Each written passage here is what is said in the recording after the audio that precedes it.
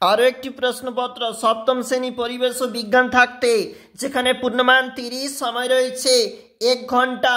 দেখো যেখানে প্রশ্ন 32 ডিগ্রি ফারেনহাইটের সমান পাঠ হলো 0 ডিগ্রি সেলসিয়াস।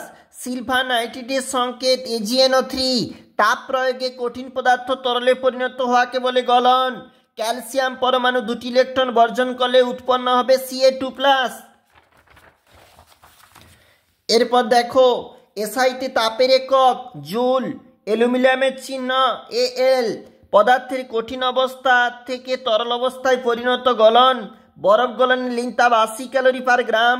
নিচে সত্য মিথ্যা বলেছে। প্রথম যে সমতা বিধান ওটা মিথ্যা রয়েছে।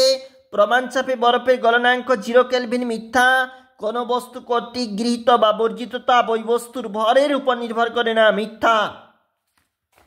এর পরের প্রশ্ন, উষ্ণতা পরিমাপক যন্ত্রের নাম থার্মোমিটার। ঘনীভবনের সময় লিন তাপ বর্জন করা হয়। নিউট্রনবিহীন একটি পরমাণুর নাম হাইড্রোজেন পরমাণু। এরপরে 2 নম্বরের প্রশ্ন দেখতে পাচ্ছ এবং নিচে একটা সমতা বিধান রয়েছে। আরও প্রশ্ন লাইফ সায়েন্স থাকতে প্রশ্ন 1 × 3। অস্থি সন্ধিতে থাকে পিচ্ছিল রস। রক্তে কোন খাদ্য উপাদানের পরিমাণ বেড়ে গেলে মধুমেহ বা ডায়াবেটিস রোগ হয়? শর্করার পরিমাণ বেড়ে গেলে।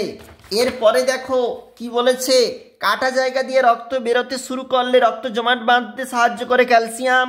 অক্সিজেন পরিবহনে যে মৌলের কাজ আয়রন। তারপর দেখো 1 নম্বরের প্রশ্ন, যেমন ভিটামিন এর অভাবে রাতকানা রোগ হয়। দুধে উপস্থিত শর্করাটি ল্যাকটোজ। অস্থি ও লিগামেন্ট প্রোটিন উপস্থিত প্রোটিনের নাম কোলাজেন।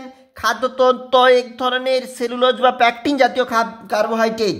এরপরে রয়েছে 2 নম্বরের প্রশ্ন।